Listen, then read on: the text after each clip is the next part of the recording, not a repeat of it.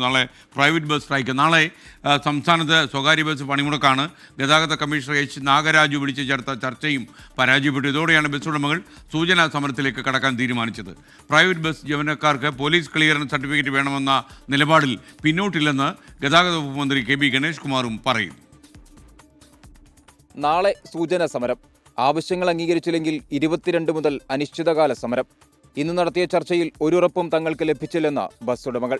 8-ാം തീയതി ഒരു ദിവസം സൂചനാ സമരം കൊടുത്ത് ഞങ്ങളുടെ ഈ വിഷയത്തിൽ ഒരു ചർച്ച ഉണ്ടാകാൻ വേണ്ടിയിട്ടാണ്. 17 മാസമായിട്ട് ഗതാഗത വകുപ്പ് മന്ത്രി വന്നതിന് ശേഷം ഞങ്ങൾ ഈ വിഷയം നിരന്തരം ഉന്നയിക്കുന്ന വിദ്യാർത്ഥികളുടെ യാത്രാ നിരക്ക് ഉൾപ്പെടെയുള്ള കാര്യങ്ങൾ നിരന്തരം ഉന്നയിക്കുന്ന ഒരു ചർച്ച പോലും ഉണ്ടായിട്ടില്ല. അപ്പോൾ ഒരു സമരമുഖത്ത് മാത്രമേ ഞങ്ങളൊരു ചർച്ച ചെയ്യാൻ പോലും ഗവൺമെൻറ് തയ്യാറാവുന്നുള്ളൂ. അതുകൊണ്ടാണ് ഞങ്ങൾ സമരം മാറ്റിവെക്കാതെ ഞങ്ങളുടെ വിഷയത്തിൽ തീരുമാനം ഉണ്ടാവട്ടെ.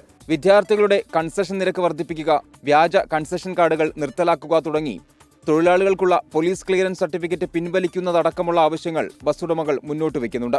എന്നാൽ സ്വകാര്യ ബസ് ജീവനക്കാർക്ക് പോലീസ് ക്ലിയറൻസ് സർട്ടിഫിക്കറ്റ് വേണമെന്ന നിലപാടിൽ നിന്ന് പിന്നോട്ടില്ലെന്ന് ഗതാഗത മന്ത്രി കെ ബി ഗണേഷ് കുമാർ പറഞ്ഞു.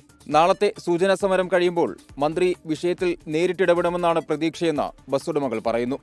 24 പാലക്കാട്.